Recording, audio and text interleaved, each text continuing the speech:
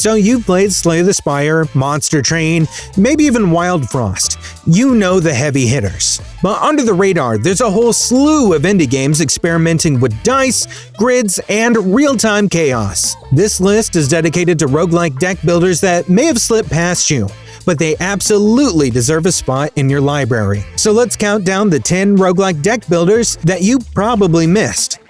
Starless Abyss is a roguelike deck builder that blends turn-based strategy with cosmic horror.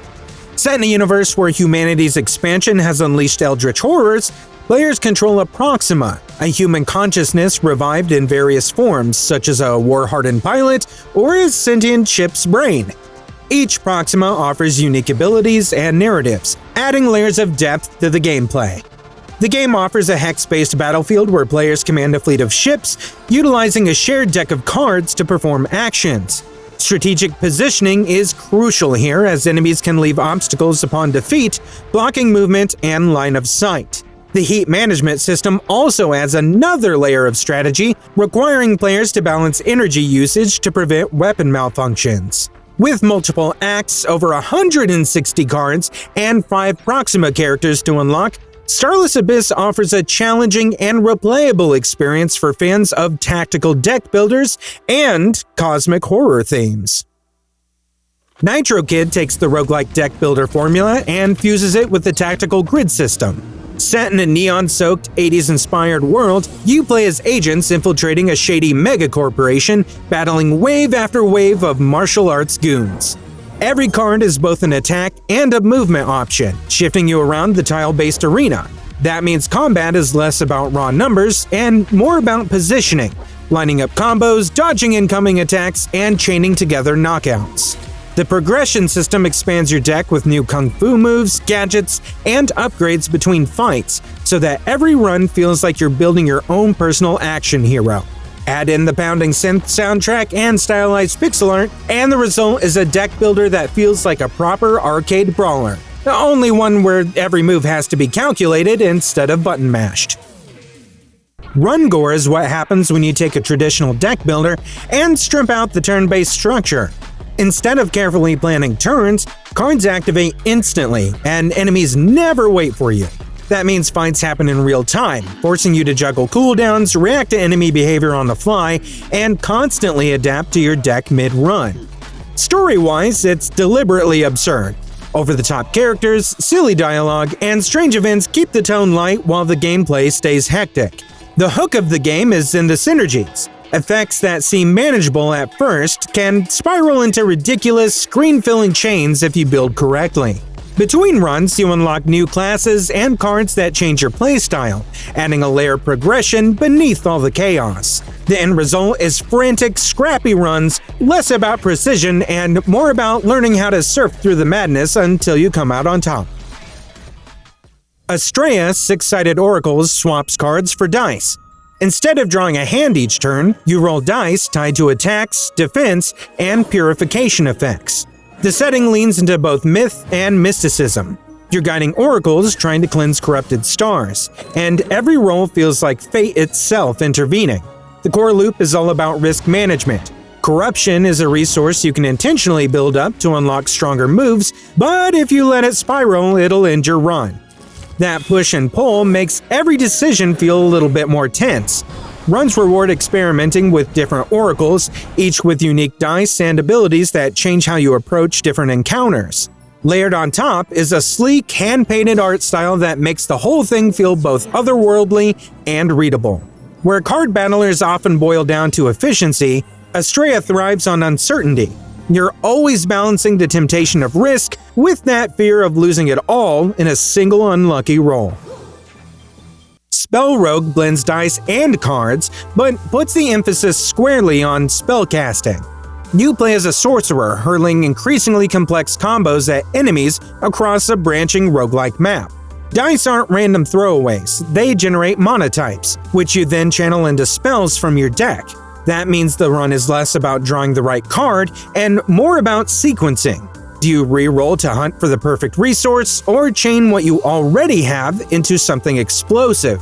The power curve is sharp. Basic spells at the start give way to wild chain reactions later, letting you craft builds that deliberately feel broken and in the best way.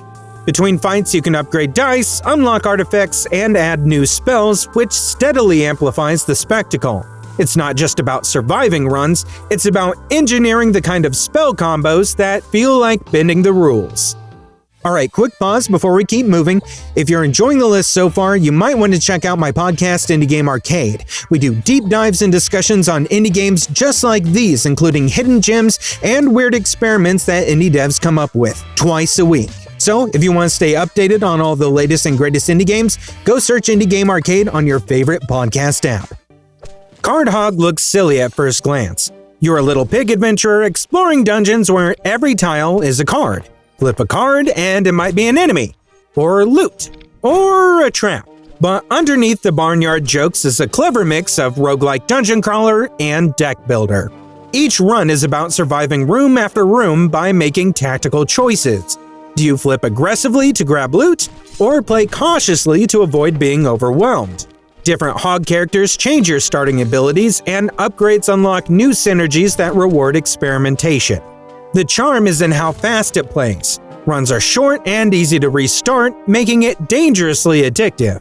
The humor's constant, but that doesn't get in the way of the strategy. It's the rare deck builder that balances being genuinely funny with being mechanically sharp. And it works well because both halves feed into the same tight game loop.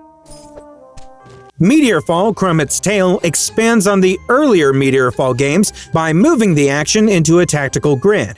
Instead of just swiping cards, you're placing them into a 3x3 board where every choice affects the future state of the dungeon. That system transforms familiar mechanics into something far deeper. Do you use a card for a quick attack now, or hold it as a piece of the board for later efficiency? The campaign structure gives you different heroes, each with their own decks and strategies, and you can build them out in wildly different directions over the course of a run. The art's deliberately goofy, cartoonish heroes with offbeat dialogue, but the gameplay is razor sharp, rewarding efficiency and forward planning. It's compact enough to pick up casually, yet layered enough to demand mastery, making it one of the most overlooked but genuinely innovative roguelike deck builders out there. Isle of Swaps is a roguelike deck builder inspired by lunchtime Pokemon TCG battles on the school playground. Combat revolves around critters that span across 6 elements. Each has stats, abilities, and weakness and resistance profiles.